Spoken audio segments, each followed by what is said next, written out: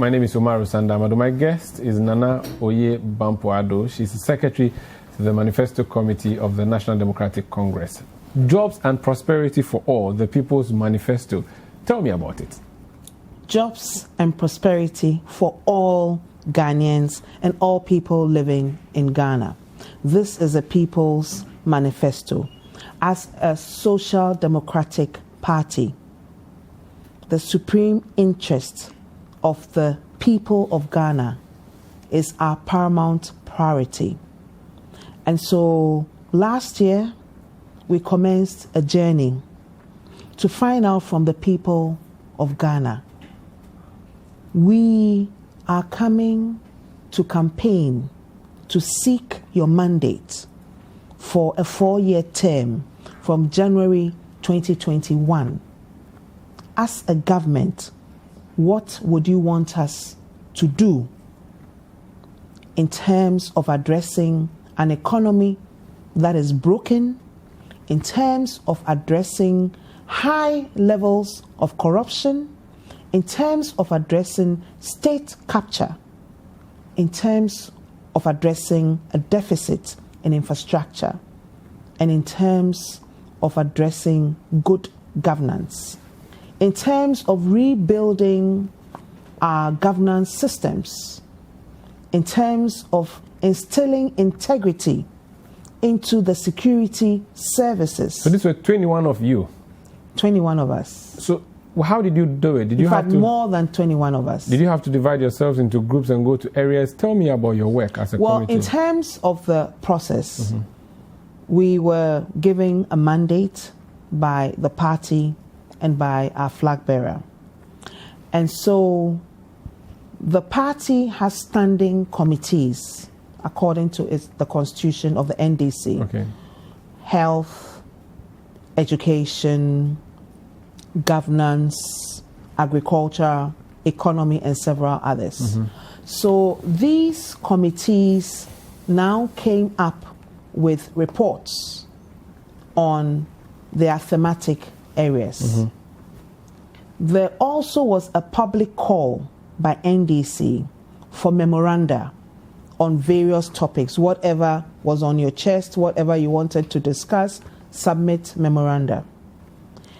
At the party level also, the regional chairmen and executives of the party were tasked to also come up with region-specific manifestos. So Ashanti region came up with one, Volta region came, Western region. So this was more than what they want in their regions? What they want. So looking at the circumstances, looking at the context, looking at the economic, social, cultural, human development situation in Greater Accra.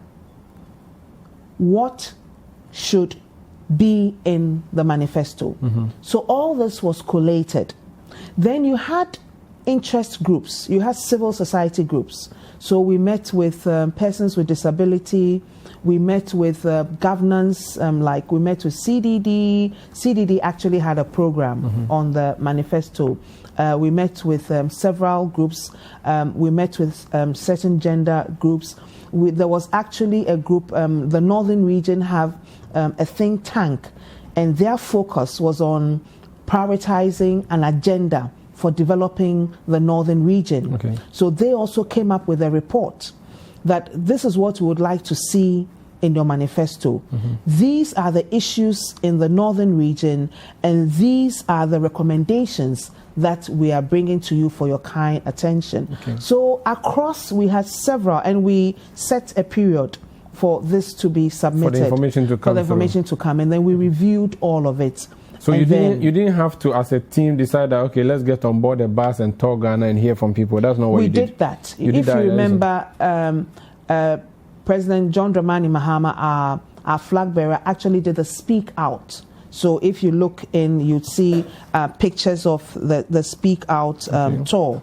I don't know whether the camera can catch it. No, we can deal with that later. Yeah, okay, you look through okay. it. You feel free to flip through. No. So we actually had the speaker. He had the speaker out. So members of the Manifesto Committee were on the speak out tour. Unfortunately, COVID came, and then once the lockdown, so it had to stop. So at the speak out tour, we collated the views and everything, and we have a report. What about the Kwesi Botwe report? Did it find space in this? No, the Kwesi Botwe report did not find. That dealt with party. Okay. That dealt with party elections and how elections should be conducted, and observations on what occurred in 2016. Did the 2016 manifesto, the defeated manifesto, find any space at all in this new manifesto? Yes. We had to review the manifesto, find out the 2016 manifesto, find out exactly what we had said there as against what we intend to say. So we did, and not only the 2016, we also looked at our previous manifestos also. Why would you add a manifesto that was defeated at the polls by 1 million votes into a new manifesto that you're hoping will give you? It wasn't the manifesto that was defeated. The people of Ghana decided that they would try the MPP, and I'm sure by now they have deeply regretted, and they have welcomed our work too. Really? They have welcomed the NDC 2020 manifesto together with our flag bearer. They have welcomed the John and Jane ticket and are eagerly waiting for December 7th to... A manifesto that was not even welcomed by your own founder, who was not at your event last night? We met with the founder, and he's actually here. Oh, in photo, that one you can always pull it from anywhere. No. He's a Wole Soyinka no. look. Yeah. That one you can get it from anywhere. No. He actually approved and authorized for this. You met him? We met as him. A committee? The Manifesto Committee met him, yes. When? Do you remember? This was last week. Okay. Yes, so we you presented him. this document? We presented. He looked through? Or you gave him an idea? We gave him, no, we actually gave, not this because it was still being, so we actually gave him, he even requested for the memoranda. He wanted to have a look. Okay. So we gave him copies of the memoranda, and we also gave him. And he was pleased with this? Well, we gave it to him, and he then gave us. Did he have to sign on to this or something? No, he didn't sign. He gave a picture and. Oh, he gave it that you added that he fully endorsed it. Yeah, he fully endorsed it. But how come he was not there last night? Well, I don't know about the invitations. I don't know. You don't know that. I want you to flip through this book and tell me which one of them excites you the most as a person. If you were an ordinary voter, what in your NDC manifesto, the People's Manifesto, would matter to you most? Which one would excite you the most? So many. It's difficult. I want you to choose one for me. There is a novelty. Fine, give me five. Give me five things. Okay, I'll give you five. Number one, students. That as a tertiary student in a private university, I'm also entitled to the loan. The Students' Loan Trust Fund. As a student in a tertiary university, I do not have to wait to be admitted before I can get financial support and assistance. That with the NDC manifesto, as a student, once I get my admission letter, I'm able to access cash to help me to register and get into that university. Okay. And after I get my degree, I can wait for 10 years to pay back because I may not get a job early. Okay. As a woman, I'm happy that an anti-sexual harassment law is going to be passed. Explain that. What is the content? What does it mean? What does it mean? There's a lot of sexual harassment in workplaces, and we don't have a law. And because we have a high rate of unemployment, women, particularly women, young women, are vulnerable. And so with an anti-sexual harassment law in place, I, a young woman, know that I'll be protected from sexual harassment within the workplace, and I'll be able to work in a peaceful environment, safe environment. Okay. As a woman, I'm happy that I can get 4 months maternity leave. And I also have an option for 2 months to work from home. So in addition to the 4 months, I have an option to work from home. That's what you have in your manifesto? That's what we have in the manifesto. Is it going to be law or is it going to be an executive order? We're going to amend the Labour Act. Okay. And I'm also happy that a creche and daycare center is going to be set up near my workplace so that I can take my baby to that daycare center and I'm not going to be worried about my baby. I'm also very, very happy that my nieces and nephews can get free technical vocation education and for special needs also.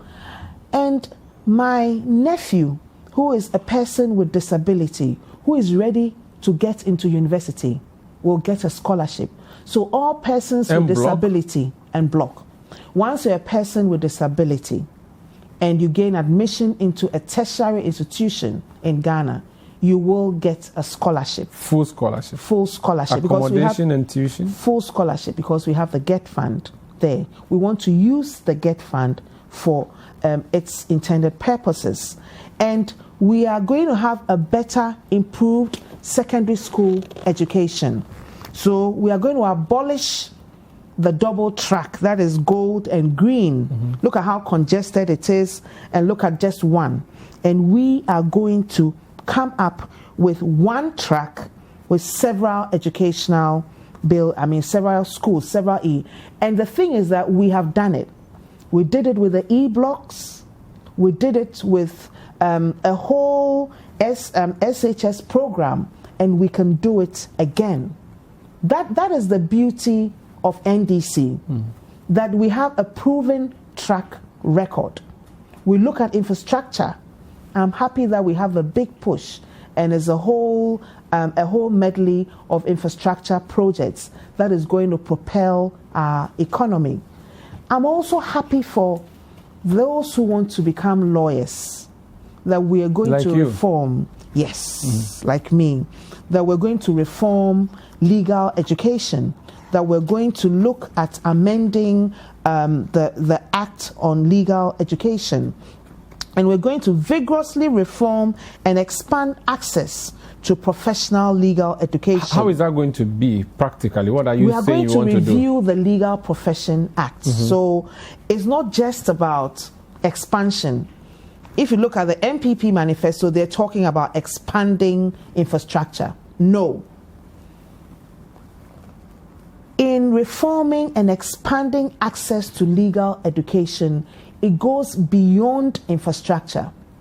There are fundamental issues with the Legal Profession Act that have to be addressed. What issues? We are going to consult with stakeholders to actually review the Legal Profession Act and actually establish there should be a council for legal education. Where we are now with the numbers, we don't even have a campus for law in the northern sector of Ghana. There's no campus beyond Kumasi. There's no campus. But let's look at the map of Ghana and look at the numbers that also come from the northern sector. So give me the practicality. What are you saying you want to do? You want to build law campuses in Bolga, where we already have tertiary institutions. We have UDS. So we can, just like what happened at the University of Cape Coast, just like what happened at Kwame Nkrumah University, we now have faculties of law. So government supporting these tertiary institutions, UDS, to now have a faculty of law. So looking at the NDC is very pragmatic. So with the Manifesto Committee, we looked at the problems and we looked at pragmatic, cost-effective solutions. So for all the proposals you see here, our template was actually to come up with a context, to come up with the issues and challenges, come up with the proposals, come up with an implementation plan, and then come up with a costing budget. So practically, you're saying that you can be a lawyer sitting in Wa, not necessarily coming to Accra. Is that what you're saying? We're saying that You can be a tertiary student. Mm-hmm. So I can attend SHS in Bolga, mm-hmm. in Wa, mm-hmm. in Bunkrugu Yoyo, mm-hmm. and then decide to read law. Mm-hmm. I shouldn't come all the way down to University of Cape Coast, all the way down south to University of Ghana, all the way center to Kwame Nkrumah University. I should be able to get that course in one of the tertiary institutions in the northern sector of Ghana. Okay, then so that's what we're talking about. Entry into the law school is perhaps one of the biggest issues too. How do you plan to deal with that? We are looking at reviewing the profession, the Legal Profession Act, to establish a council, and that council will now accredit certified law faculties to run the professional law course, and it will be subject to the oversight supervision of the council. What we have now is that we have a restricted number. We have a restricted number. I think Gimpa Law School and then they have a campus at Gimpa. So we are going to expand access to the professional legal education by reviewing the Legal Profession Act and establishing a council for legal education and training, and then accrediting certified law faculties to now run the professional law course, subject to supervision of the council. I am a rice farmer at Afife in the Volta region. Yes. What is in the People's Manifesto for me? The People's Manifesto is going to come up with irrigation dams. There are already dams being built by this government. Those dams are not enough. We are going to expand that. Then also, so we are going to transform and modernize agriculture so that we have all year round farming. And we're going to construct irrigation dams, Accra Plains, Ningo Prampram, Dodowa, Ada. We're going to also come back in the Volta region, Amate in Eastern region. Apart from that, we are going to reorient agriculture in Ghana. Not only looking at agriculture, but also looking at agribusiness. And with agribusiness, looking at the whole, we want to reposition agriculture and agribusiness as the key driver for Ghana's economic growth and development. For instance, we're looking at cashew. Cashew is big now. So we need to, just like how we have cocoa board, we need to institutionalize, get a cashew nut authority of some sort to actually regulate and look at how we can promote and increase production of cashew. So in this manifesto, we have actually looked at certain key crop commodities. 6.11.1 priority national crop commodities. We're looking at cereal crops, maize, rice, sorghum, millet. We're looking at tomato, pepper, okra. We're looking at tree crops, and we're going to enhance rice production and productivity. And we have a whole section on the cocoa sector. You're going to legalize Okada. Yes. For the riders, it's something to be excited about. Yeah. But for the safety people, it's a big problem, considering the recklessness we see on the roads, the resultant accidents that have led to death. You're going to legalize a business that is, or the persons in there engage in recklessness leading to death. How do you argue against people who think that you are actually legalizing death? Yeah. Let's place it in context. The NDC People's Manifesto, this issue about road safety, about versus Okada and all that, commercial drivers, was a big issue. And we actually got commercial drivers actually presenting to us. I remember one of some of them coming, not only even the trotro, the mates, they all came to present, articulated their issues. So we have a whole section on road safety where we're looking at aggressive public education and what have you, and even establishing accident and trauma centers in communities that have been identified to be accident prone. What are we doing with Okada? We have hundreds of thousands of Okada riders. They use the tricycles, they use the motorcycles. We are going to make it safer. We are going to make it safer for the rider and safer for the pedestrian and the Okada user. It was your government that made it illegal because of the obvious reasons that have been cited. Because of the obvious reasons. 4 years along the line, we now even have more. We now have it as part of the fabric of our Ghanaian society in terms of transportation. And there's a need to assess, review, and come up with a solution to address the issue. And the NDC solution to addressing the issue that deals with people employment, the Okada riders have families who feed, the money they get from the transport services, they are providing a service, is an economic venture. So that's a positive side, but you'll be responsible for every rearview mirror that has been broken by an Okada rider. Exactly. You'll be responsible for every red light that has been jumped and the resultant accident. You'll be responsible for all the deaths. The bloods of these people will be on your hands. So let me read what we have said. 8-10. We will legalize the use of commercial motorcycles known as Okada and tricycles and regulate the industry to make it safer by training the riders, ensuring they observe necessary safety precautions, and mandating them to provide helmets for their passengers. Okay.